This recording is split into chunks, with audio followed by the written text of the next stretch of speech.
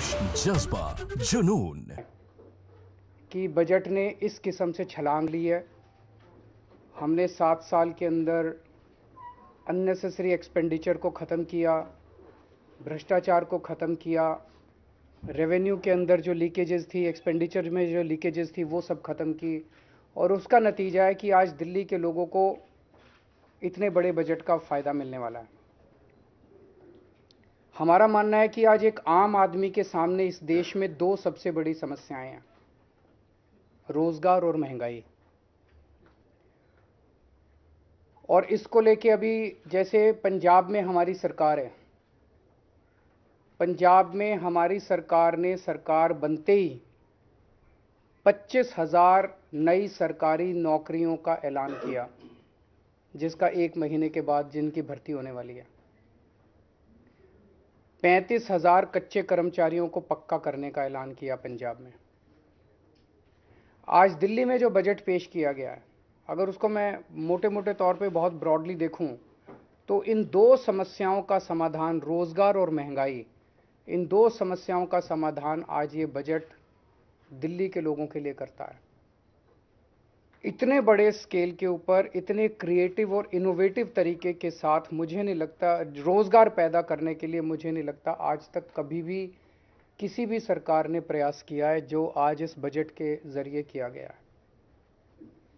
पिछले 7 साल में दिल्ली सरकार ने लगभग 12 लाख रोज़गार दिल्ली के युवाओं के लिए तैयार किए। इनमें 1,78,000 रोज़गार सरकारी सेक्टर में थे और लगभग 10 लाख रोज़गार प्राइवेट सेक्टर में थे। 12 लाख रोज़गार पिछले 7 साल के अंदर दिल्ली में आम आदमी पार्टी की सरकार ने तैयार किए। आज जो बजट पेश किया गया है, ये बजट अगले 5 साल के अंदर 20 लाख नए रोज़गार तैयार करने का लक्ष्य रखता है। ये बात कहने के लिए भी हिम्मत चाहिए कि हम अगले 5 साल में 20 लाख रोज़गार देंगे। ये कोई चुनावी वादा नहीं है, आज कोई चुनावी सभा नहीं थी। आज विधानसभा के अंदर बजट रखा गया और बजट में 20 लाख रोज़गार तैयार करने का एक पूरा खाका देश के सामने रखा गया। ये बहुत ही बोल्ड बजट है, बहुत ही इनोवेटिव बजट है और इसके लिए मैं मनीष सिसोदिया जी को और उनकी पूरी टीम को बहुत बहुत बधाई देता हूँ। यही आज लोगों की सबसे ज़्यादा ज़रूरत है। कोरोना की वजह से बहुत सारे जॉब्स चले गए, हर घर के अंदर तकलीफ़ है, लोगों के पास नौकरियां नहीं हैं, लोगों के पास जॉब्स नहीं हैं।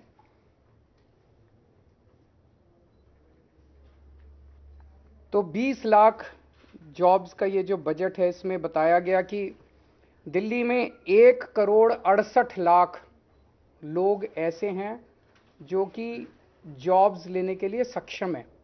आबादी 1,68,00,000 नहीं है, आबादी तो 2 करोड़ के ऊपर है, इसमें बच्चे हैं। ये 1,68,00,000 लोग टोटल हैं who are fit to take up jobs. उन 1,68,00,000 लोगों में से केवल 1/3 लोग ऐसे हैं जिनके पास आज जॉब्स हैं दिल्ली के अंदर, बाकियों के पास जॉब्स नहीं है। तो ये 33% की जो संख्या है, इसे हमें बढ़ा के 45% तक 5 साल में ले जाना है। इसे 12% हमें इंक्रीज़ करना है। 12% इंक्रीज़ करने का मतलब है कि आज 56 लाख लोगों के पास जॉब्स हैं, इसे 76 लाख तक ले जाना है। तो 20 लाख नए जॉब्स हम लोगों को क्रिएट करने हैं। और ये कोई एम्प्टी प्रॉमिस नहीं है, खोखला वादा नहीं है। आज जितने डिटेल में इस बजट के अंदर पूरी रूपरेखा समझाई गई, ये जॉब्स कहाँ से आएंगे, इतनी इतनी महीन exercise, micro exercise, detailed exercise, practical exercise मुझे नहीं लगता कहीं कभी इस तरह की हुई है। जो जो सेक्टर्स आइडेंटिफाई किए गए रिटेल सेक्टर में, इन सेक्टर्स के अंदर जॉब्स क्रिएट किए जाएंगे। Retail sector, food and beverage sector, logistics and supply chain, travel and tourism, entertainment, construction, real estate, green energy. तो ये 8 सेक्टर्स हैं, 8 क्षेत्र हैं जहां पे नए जॉब्स क्रिएट किए जाएंगे और हर एक की बहुत डिटेल्ड प्लानिंग की गई है, हर एक की बहुत डिटेल्ड स्कीम्स बनाई गई हैं। दिल्ली की 5 मार्केट्स आइडेंटिफाई की गई हैं जो कि दिल्ली की फेमस मार्केट्स हैं, ट्रेडिशनल मार्केट्स हैं। इन मार्केट्स को पूरा रिवैम्प किया जाएगा, उनको रिनोवेट किया जाएगा और वहाँ पे उम्मीद है कि पूरे रिवैम्प और इनोवेशन के बाद उन मार्केट्स के अंदर बड़े स्तर के ऊपर बिजनेस बढ़ेगा। दिल्ली शॉपिंग फेस्टिवल लगाया जाएगा। दिल्ली शॉपिंग फेस्टिवल से उम्मीद है कि पूरे देश से और दुनिया भर से बहुत सारे टूरिस्ट्स दिल्ली आएंगे, जिससे दिल्ली की इकोनॉमी बढ़ेगी और हर साल दिल्ली शॉपिंग फेस्टिवल होगा, लंबा फेस्टिवल होगा, जिससे दिल्ली की इकोनॉमी बढ़ेगी और दिल्ली में बड़े स्तर के ऊपर जॉब्स क्रिएट होंगे। होलसेल दिल्ली जो है हमेशा से देश का एक तरह से होलसेल मार्केट रहा है, पर किन्हीं कारणवश उसकी वो जो होलसेल का जो नेचर था, उसका जो कैरेक्टर था, वो ख़त्म हो गया। इसको वापस रिवाइव किया जाएगा, दिल्ली को वापस होलसेल मार्केट बनाया जाएगा और अलग से दिल्ली होलसेल शॉपिंग फेस्टिवल किया जाएगा। दिल्ली बाजार पोर्टल बना रहे हैं हम लोग। मैंने पिछली साल ऐलान किया था दिल्ली बाजार पोर्टल, जिसमें दिल्ली के सारी दुकानें, दिल्ली के सारे मार्केट्स एक पोर्टल पे लाए जाएंगे। तो दिल्ली के अंदर कुछ भी माल बिकता है, छोटी दुकान पे, बड़ी दुकान पे, कहीं भी कोई भी माल बिकता है, वो आपके पड़ोस में रहने वाला, किसी कॉलोनी में रहने वाला आदमी भी खरीद सकता है और 24 घंटे खरीद सकता है। ऐसा नहीं कि सूरज छिपने के बाद फिर दुकान बंद हो जाएगी, कभी भी खरीद सकता है, रात को 12 बजे 1 बजे भी खरीद। अमेरिका में रहने वाला कोई आदमी भी खरीद सकता है, लंदन में रहने वाला कोई आदमी भी आपके लोकल मार्केट से, खान मार्केट से, चांदनी चौक से, आपके लोकल शॉपिंग कॉम्प्लेक्स से कोई भी माल खरीद सकता है। इससे हमें उम्मीद है कि दिल्ली की अर्थव्यवस्था को एक बड़ा जंप मिलेगा और दिल्ली के माल जो है वो पूरी दुनिया के अंदर बिकने चालू होंगे। गांधीनगर को ग्रैंड गारमेंट हब के रूप में डेवलप किया जाएगा। गांधीनगर का कपड़े का व्यापार जो है बहुत बड़ा है और इसको अगर इसको सिस्टमैटिक तरीके से अगर रिवैम्प करके पूरे मार्केट को डेवलप किया जाए तो इसमें बहुत बड़ी अपॉर्चुनिटीज़ हैं। दिल्ली की जो नई स्टार्टअप पॉलिसी है वो बहुत बड़ी अपॉर्चुनिटीज़ खोलती है। दिल्ली ऑलरेडी देश का स्टार्टअप कैपिटल बन चुका है। दिल्ली के अंदर आज पूरे देश में सबसे ज़्यादा नए स्टार्टअप्स निकल रहे हैं। तो दिल्ली की जो स्टार्टअप पॉलिसी है, हमें उम्मीद है इसके ज़रिए बच्चे जो हैं वो बहुत सारे नए नए बिजनेस शुरू करेंगे और दूसरों को नौकरी देंगे। दिल्ली के जो नॉन कन्फॉर्मिंग इंडस्ट्रियल एरियाज़ हैं उसको सबको डेवलप किया जाएगा। यहाँ पे हमें उम्मीद है कि काफ़ी सारे जॉब्स निकलेंगे। जो फेमस फूड हब्स हैं उनको डेवलप किया जाएगा, उनको मार्केट किया जाएगा और फूड ट्रक पॉलिसी, जो खाने वाले ट्रक्स होते हैं, इसकी एक पॉलिसी बनाई जाएगी ताकि बड़े स्तर के ऊपर इनको प्रमोट किया जा सके। ये सारे वो चीज़ें हैं जो एक आम आदमी कर सकता है। हम कोई ऐसी चीज़ें नहीं कर रहे जिसके अंदर बहुत बड़ी कैपिटल की ज़रूरत है। जो एक आम आदमी, छोटा आदमी थोड़ी से कैपिटल से, छोटी कैपिटल से अपना बिजनेस शुरू कर सकता है। ये सारी चीज़ें, क्लाउड किचन क्लस्टर्स की स्थापना की जाएगी, इलेक्ट्रॉनिक सिटी बनाई जाएगी, E vehicle, solar energy, urban farming, इसके ज़रिए ऑलरेडी दिल्ली ईवी कैपिटल बन चुका है देश का। दिल्ली फिल्म पॉलिसी जो बनाई गई है, हमें उम्मीद है इसके ज़रिए बहुत सारे जॉब्स क्रिएट होंगे। रोज़गार बाज़ार पोर्टल जो हमने बनाया, रोज़गार पोर्टल जो बनाया था हमने पिछली साल, जैसे ही हमने शुरू किया उसमें 10 लाख के करीब जॉब्स निकले थे।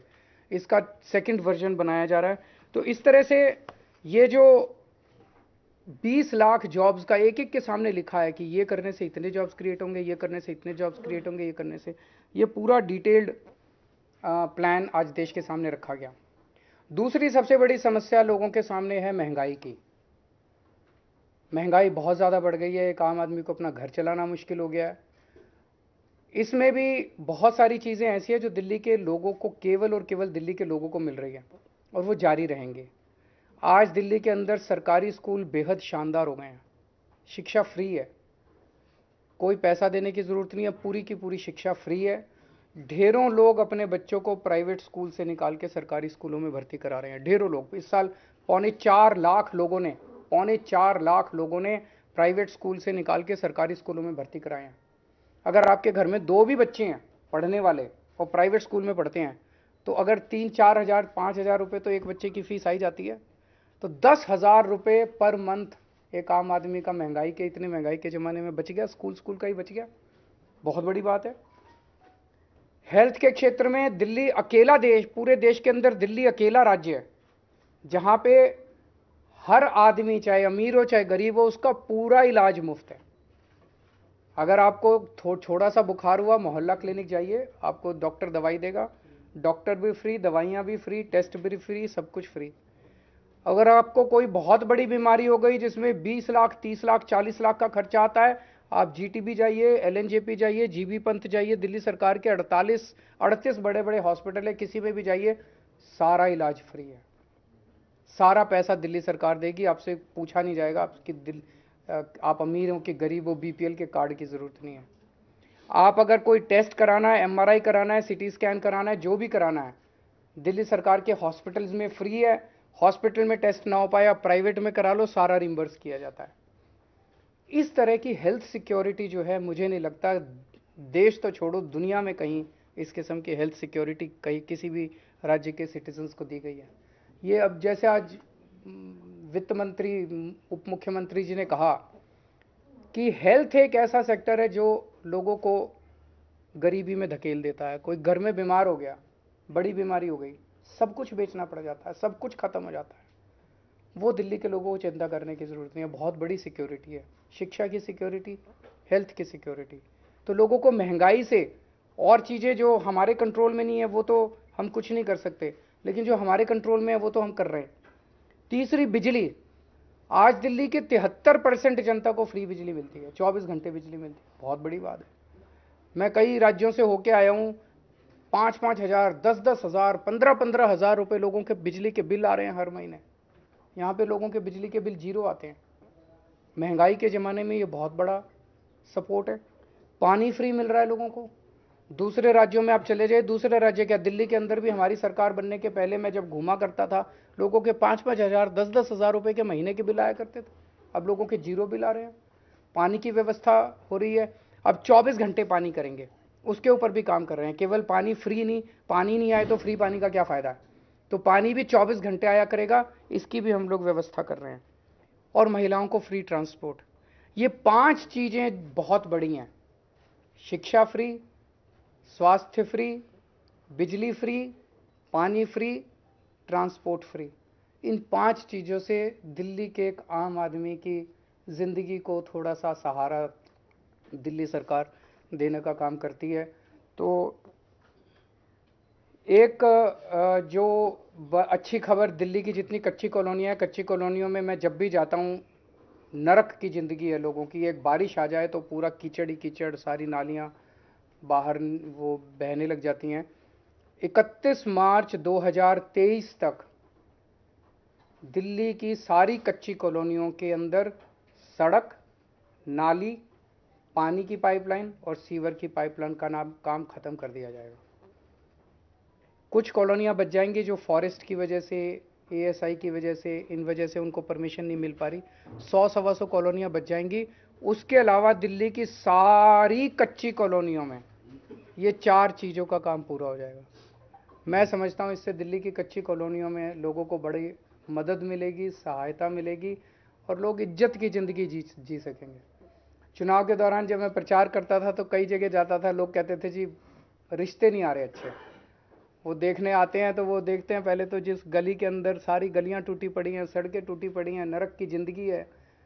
मैं उम्मीद करता हूँ इसके बाद लोगों के सम्मान मिलेगा और रिश्ते भी अच्छे आने चालू होंगे। यमुना को भी साफ़ करेंगे, उसके ऊपर पूरा काम चल रहा है।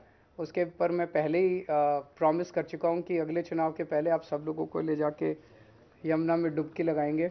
उसके लिए आज पूरा इसमें बजट के अंदर प्रोविज़न किया गया है। और एक जो आज सबसे बड़ा ऐलान किया गया जो आपने नोट नहीं किया, वो है ट्रैफिक लाइट के ऊपर जब आप रुकते हो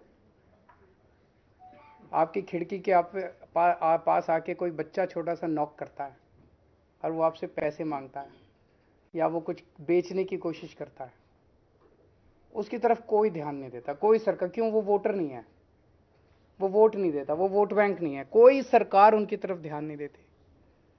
आज हमने 10 करोड़ रुपए इन बच्चों के लिए हम residential state of the art facilities का एक स्कूल बनाएंगे। वो रेजिडेंशियल स्कूल बिल्कुल अलग किस्म का होगा, क्योंकि इन बच्चों को सबसे पहले हमें इमोशनल और साइकोलॉजिकल सपोर्ट देना पड़ेगा। इन बच्चों को जब आप उस ट्रैफिक लाइट से उठा के वहाँ ले जाओगे, बहुत प्रयास किए गए, सारे प्रयास अभी तक फेल हो गए। जितने भी प्रयास अभी तक किए गए वो सारे प्रयास ऐसे थे जिसके अंदर मानवता नहीं थी, मानवीयता नहीं थी। उनको पकड़ा गया, मुझे कनॉट प्लेस हनुमान मंदिर के आसपास से उनको पकड़ते हैं, ले जाके जेल में डाल देते हैं, चाइल्ड केयर सेंटर में डाल देते हैं, वहाँ कोई पूछने वाला नहीं है, वो बच्चे वहाँ से फिर भाग जाते हैं। ये स्कूल ऐसा होगा जहाँ पे उनको सारी अच्छी 5 स्टार सुविधाएं दी जाएंगी और उन बच्चों को मेन स्ट्रीम में लाके उनको एक इज्जत की ज़िंदगी दी जाएगी, उनको एक अच्छा नागरिक बनाया जाएगा। तो ये मोटे मोटे थे। मैं मनीष जी को फिर से और पूरी उनकी टीम को बधाई देता हूँ इतना शानदार बजट प्रस्तुत करने के लिए। अगर आपके कोई प्रश्न हैं तो। दिल्ली में एजेंसीज की बहुत अहम भूमिका है और जो कल संसद में हुआ उस पर आपकी क्या प्रतिक्रिया है, क्योंकि कारोबार एजेंसियों से जुड़कर ही हो पाएगा दिल्ली में, तो उस स्थिति को आप किस तरह से समझ पा रहे हैं? एमसीडी की क्या भूमिका रहेगी आने वाले दिनों में? आपका जो बजट है क्या उससे भी जोड़कर देखा जाएगा? नहीं, ज़रूर देखना चाहिए। देखो, सारी एजेंसीज के अंदर अगर तालमेल होगा तो तरक्की होगी। सारा शहर भी तरक्की करेगा, राज्य भी तरक्की करेगा, देश भी तरक्की करेगा। अगर तालमेल नहीं होगा तो तकलीफ़ें आएंगी, पर 7 साल में बहुत तकलीफ़ें आई, तो जब पुरानी तकलीफ़ें झेल ली तो आगे वाली भी तकलीफ़ें झेल लेंगे। Sir, you promised 20 lakh jobs in 5 years. So how many jobs are you planning to create in 1 year? And one thing I noticed is that it's all in the informal sector. Our experience in Delhi shows that these jobs are not something that you can really depend upon. So what is the kind of job that you're creating? What is the kind of salary? पहले तो आप कह रहे हो कि तो 20 लाख 5 साल में, तो 20 divided by 5 4 lakh jobs you should expect in the next 1 year. मोटे मोटे तौर पे देखो, इस टाइम थ्योरेटिकल तौर पे ऑर्गेनाइज सेक्टर, अनऑर्गेनाइज सेक्टर, ये वो कहना बड़ा वो है। एक आदमी को तो यार नौकरी चाहिए और घर में शाम को पैसा चाहिए, महीने के अंत में पैसा चाहिए, किसी सेक्टर में मिल जाए। तो अभी तो ये है कि इकोनॉमी की हालत बहुत ज़्यादा ख़राब है और स्पेशली लोअर तबके की हालत तो बहुत ही ज़्यादा ख़राब है। अभी तो वो लोग आदमी ये सोचता है यार कहीं भी कुछ भी नौकरी मिल जाए और घर का खर्चा चल जाए। तो अभी तो ये है कि सब लोगों को नौकरी मिले, फिर इसको और इंप्रूव करेंगे, क्वालिटी ऑफ जॉब्स भी इंप्रूव करेंगे। अभी तो quantity is the biggest factor, the quality will also, we will keep on working on the quality also. Labor laws are very weak in the country, sir. Even if you have a permanent job, it doesn't stay as permanent. We will work on that. So you had invited suggestions from general public to be included in the budget. How many of those suggestions you find really good and were included, have been included in the budget? इसमें हमने जब budget में suggestions मांगे थे तो अलग अलग तरीके के सजेशंस आए थे। डिमांड्स कम सजेशंस कम एडवाइजेस बहुत कुछ आया था और इसमें लगभग एक सेंस ऑफ द सजेशंस आपको बोलूं तो कहीं ना कहीं उसी में ये डिमांड थी कि हमें आप बजट बनाओ तो रोज़गार की बात करो, आप हमें इकोनॉमी को आगे बढ़ाने की बात करो। कोविड ने हमारी कमर तोड़ दी है, तो अगर आज इस बजट का ओवरऑल सेंस आप कहें तो वहीं से निकला है, क्योंकि हम एजुकेशन पे ग्रीन बजट और इन सब पे बात कर चुके, हेल्थ पे बात कर चुके थे। लोगों ने यही हमें कहा कि आप, और जो हमने पूरा रिटेल मार्केट को लेके जो पॉलिसीज़ बनाई हैं ये लोगों के बीच से ही निकल के आए। और उसके बाद हमने उन जो भी सजेशंस आए थे उनके बाद हमने उन सजेशंस के फर्दर सेक्टर्स पे पूरी स्टडी कराई। हम मार्केट के एसोसिएशन से हमारी टीम्स जाके मिली, सजेशंस के बेस पे अलग अलग गांधीनगर से लेके कमला नगर और जितने भी मार्केट्स दिल्ली में फेमस हैं, क्लाउड किचन के लोगों से हम लोग जाके मिले, उनके साथ में उनका पूरा स्ट्रक्चर समझा, उनकी प्रॉब्लम समझी, सरकार का इंटरवेंशन कहाँ चाहिए और वो कितने जॉब्स क्रिएट कर सकते हैं। तो जो भी आज बोला वो सजेशंस ही उसका आधार बने। आप खुद देख सकते हो कि जितने डिटेल के अंदर आज बजट में एक एक चीज़ एक्सप्लेन की गई है वो विदाउट पीपल्स पार्टिसिपेशन हो ही नहीं सकती थी। एक एसी बंद कमरे में बंद बैठ के इस तरह की डिटेल्ड एक्सरसाइज हो ही नहीं सकती है। Sir, you had spoken about the new startup policy where you're going to provide ensure that the entrepreneurs are going to focus on their ideas and you will take care of the rest of the issues. So are you planning to give a single window system in Delhi as well? Is there anything on those lines? Yes अभी एक youth को, जैसे मैंने अपनी speech में भी बोला, patent से लेके और तमाम चीज़ों के लिए बहुत भागना पड़ता है। तो पहली बात तो जैसे सर ने बहुत सारी चीज़ों को डोर स्टेप डिलीवरी पे ला दिया और बहुत सारी चीज़ों को फेसलेस कर दिया है, तो वैसे ही आज स्टार्टअप में जिस जिस चीज़ की एक यूथ को ज़रूरत है उन सबको या तो सिंगल विंडो या मैक्सिमम बहुत सारी चीज़ें डोर स्टेप पे उपलब्ध हैं, उसके लिए फेसलेस हो गई हैं, तो उसी रूप में रखेंगे, किसी को भटकना ना पड़े। और सरकार की जो एक तरह से मैनेजमेंट यूनिट होगी इस स्टार्टअप को करने के लिए, इंक्यूबेशन सेंटर या इंक्यूबेशन सेंटर को चलाने की प्रोजेक्ट मैनेजमेंट यूनिट्स होंगी, वो इस जिम्मेदारी को ज़्यादा निभाएंगी। सर मेरे सवाल है इससे अलग है, बजट से अलग। परसों मुख्यमंत्री जी ने भाषण दिया विधानसभा में, काफ़ी पसंद भी किया गया, सोशल मीडिया पे खूब वायरल भी हो रहा है, लेकिन बीजेपी इसको लेके काफ़ी हमलावर है। वो कह रही है कि आपने कश्मीरी पंडितों का मजाक उड़ाया, उनके दर्द के प्रति संवेदनहीनता दिखाई है आपने। देखो, पिछले 20-25 साल में जब से कश्मीरी पंडितों का पलायन हुआ, तब से केंद्र में 13 साल बीजेपी की सरकार रही। उसमें पिछले 8 साल से केंद्र में बीजेपी की सरकार है। इस दौरान एक भी परिवार, कश्मीरी पंडितों का एक भी सिंगल परिवार, क्या वो जाके वापस वहाँ पे रिहैबिलिटेशन हुआ है उसका? क्या उसका पुनर्वास हुआ है वापस कश्मीर में? एक भी परिवार वापस नहीं गया। तो बीजेपी ने क्या किया है? केवल और केवल शुद्ध राजनीति की है इस पूरे मुद्दे के ऊपर। और अब राजनीति करने के बाद वो उनके दर्द के ऊपर और उनकी त्रासदी के ऊपर एक पिक्चर बना के करोड़ों रुपए कमाना चाहते हैं। बता रहे हैं 200 करोड़ से ज़्यादा पैसा कमा चुके हैं। किसी कौम के दर्द पे और त्रासदी पे पिक्चर बना के पैसा कमाया जाए, ये तो क्रिमिनल है, ये तो सही नहीं है। देश ये बर्दाश्त नहीं करेगा। तो हमारी तो 2 ही डिमांड है, इस पिक्चर को यूट्यूब पे डालो ताकि सारे देश, सब लोग कश्मीरी पंडितों के दुख को देख सकें, और दूसरा, ये जो 200 करोड़ से ज़्यादा जितना भी पैसा आपने कमाया है, ये सारा पैसा कश्मीरी पंडितों के पुनर्वास के लिए खर्च किया जाना चाहिए। और तीसरा कि अब ठोस स्टेप्स उठाए जाएं ताकि कश्मीरी पंडित एक्चुअली अपने अपने घर को लौट सकें।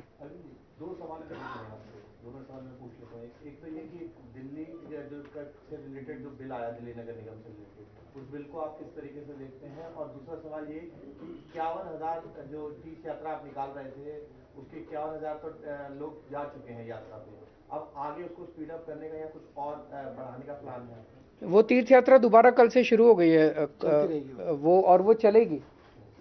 उसमें बजट की कमी नहीं होने देंगे। जब जब ट्रेन जैसे जैसे मिलेगी, जितने ज़्यादा से ज़्यादा तीर्थयात्रियों को हम भेज सकेंगे हम भेजेंगे। मैं खुद जब वो लौट के आते हैं उनसे मैं मिलता हूँ, जो खुशी उनके चेहरे पे होती है तीर्थ यात्रा करने के बाद, वो इतनी इन्फेक्शस होती है। आप मिलिए उनसे, बहुत अच्छा लगता है उन लोगों से। तो हम उसमें ज़्यादा से ज़्यादा लोगों को तीर्थ यात्रा कराएंगे।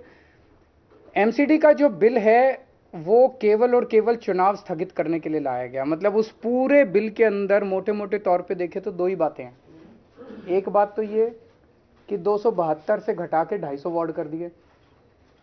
इससे क्या फ़ायदा हुआ भाई?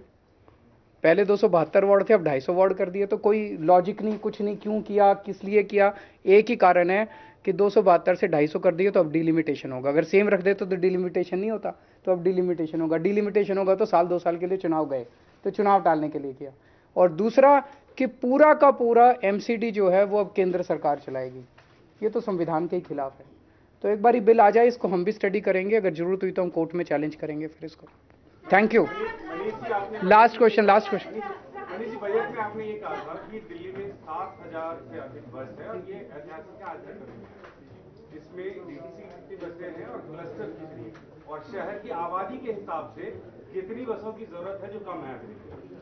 बसों का हमारा टारगेट इससे कहीं बड़ा है, पर मैंने ये कहा कि आज तक दिल्ली के इतिहास में दिल्ली की सड़कों पर दिल्ली सरकार के अधीन 7,000 से ज़्यादा बसें कभी नहीं चली।